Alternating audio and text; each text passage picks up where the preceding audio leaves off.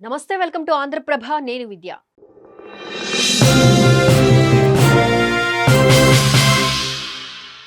Trump double game, భారత్పై ఒత్తిడి. ఆ దేశంతో వ్యాపారం చేస్తే 100% సుంకాలు. NATO warning.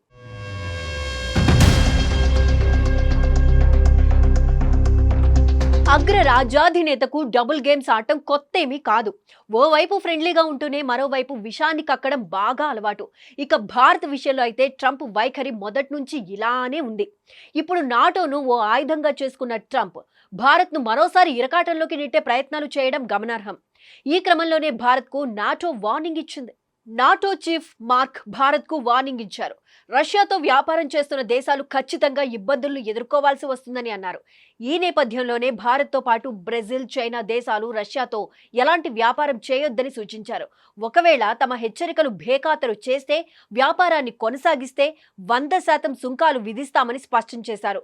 ఓవైపు భారత్కు వాణిజ్య సుంకాలను తగ్గిస్తూ బిగ్ రిలీఫ్ ఇస్తుందన్న టైంలో రష్యాతో వాణిజ్యం చేస్తే సుంకాలు తప్పవంటూ నాటో ద్వారా బెదిరింపులకు దిగింది అమెరికా. దీంతో అంతర్జాతీయంగా రాజకీయాలు వేడెక్కాయి. ఇటీవలే భారత్ అమెరికా వాణిజ్య సంబంధాల్లో కీలక అడుగులు పడుతున్నాయి. ఈ క్రమంలోనే భారత్కు ట్రంప్ ప్రభుత్వం త్వరలోనే బిగ్ రిలీఫ్ ఇవ్వనుందని అంతా భావించారు.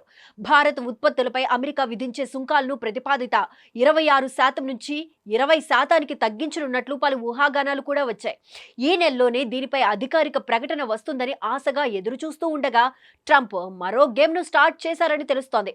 రష్యాతో వాణిజ్య సంబంధాలపై భారత్ను టార్గెట్గా చేసుకుని హెచ్చరికలు జారీ చేయడం కలకలం సృష్టిస్తోంది. మొత్తంగా భారత్కు వాణిజ్యపరంగా ఊరట కల్పిస్తున్నట్లు కనిపిస్తున్న అమెరికా అదే సమయంలో రష్యా విషయంలో భారత్పై ఒత్తిడి తీసుకొస్తోంది. ఉక్రెయిన్తో జరుగుతున్న యుద్ధాన్ని ఆపడానికి రష్యాను ఆర్థికంగా దెబ్బతీసే ప్రయత్నాలను మొదలుపెట్టింది అగ్రరాజ్యం. ఇందులో భాగంగానే రష్యాతో వ్యాపార సంబంధాలు కొనసాగిస్తున్న దేశాలపై సుంకాలు విధిస్తామని బహిరంగంగా బెదిరింపులకు దిగుతోంది.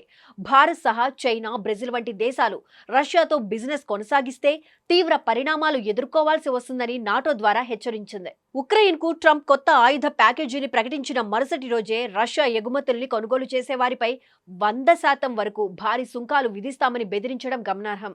భారత్, బ్రెజిల్, చైనా దేశాలు రష్యా నుంచి చౌకగా చమురు, గ్యాస్ కొనుగోలు చేస్తూ యుద్ధానికి సహాయపడుతున్నాయని అమెరికా ఆరోపిస్తోంది.